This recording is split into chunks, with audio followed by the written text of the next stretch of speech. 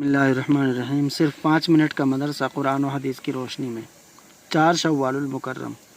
Number 1، اسلامی تاریخ۔ حضرت عائشہ رضی اللہ عنہا کا علمی مرتبہ۔ حضرت عائشہ سیدہ عائشہ رضی اللہ عنہا کا علمی مقام و مرتبہ بہت بلند تھا۔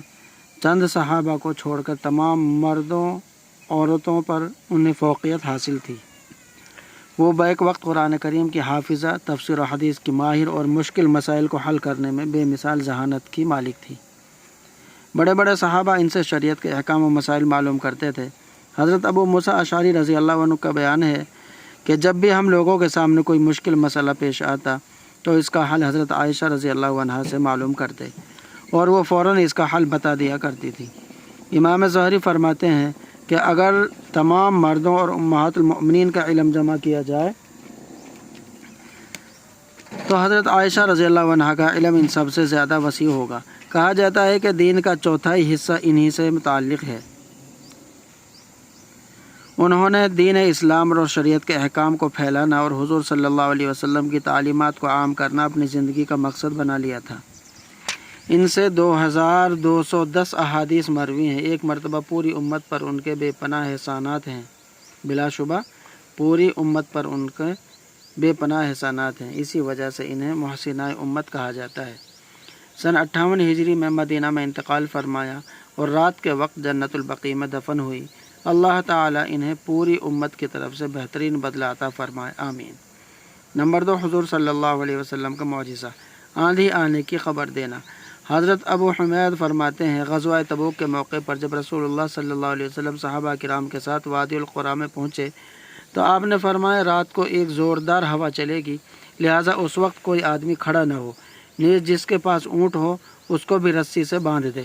چنانچہ رسول اللہ صلی اللہ علیہ وسلم کے فرمان کے مطابق رات کو بہت زور سے ہوا چلی اور ایک آدمی کھڑا ہو گیا تو ہوا نے اسے اٹھا کر جبل طیب میں گرا دیا۔ نمبر 3، ایک فرض کے بارے میں۔ حج کن لوگوں پر فرض ہے؟ قرآن میں اللہ تعالیٰ فرماتا ہے اللہ کے واسطے ان لوگوں کے ذمہ بیت اللہ کا حج کرنا فرض ہے جو وہاں تک پہنچنے کی طاقت رکھتے ہوں۔ نمبر 4، ایک سنت کے بارے میں۔ مشکل کاموں کی آسانی کی دعا۔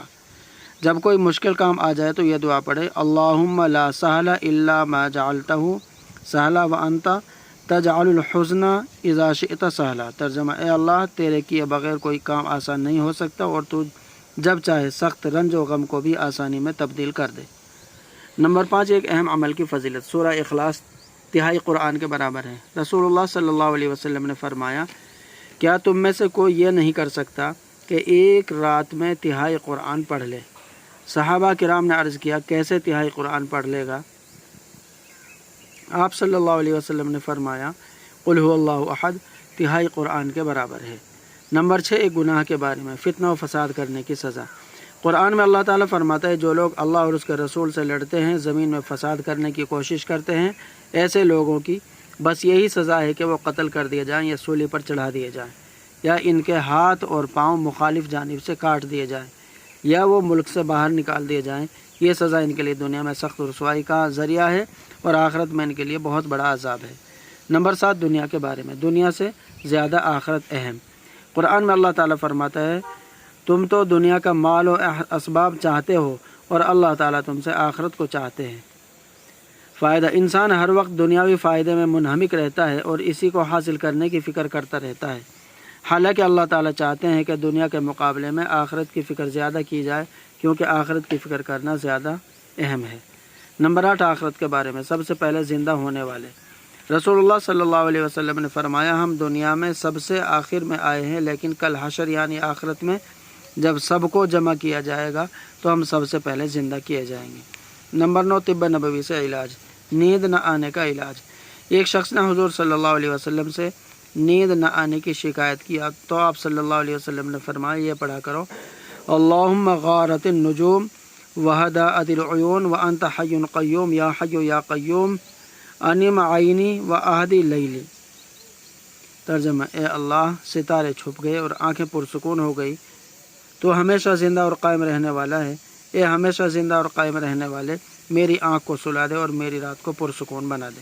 نمبر 10، نبی صلی اللہ علیہ وسلم کی نصیحت۔ رسول اللہ صلی اللہ علیہ وسلم نے فرمایا اپنا تہبند آدھی پنڈلیوں تک اونچا رکھا کرو، اگر اتنا اونچا نہ رکھ سکو تو کم از کم ٹخنوں سے اونچا رکھا کرو۔ اللہ تعالی عمل کرنے کی توفیق عطا فرمائے، آمین۔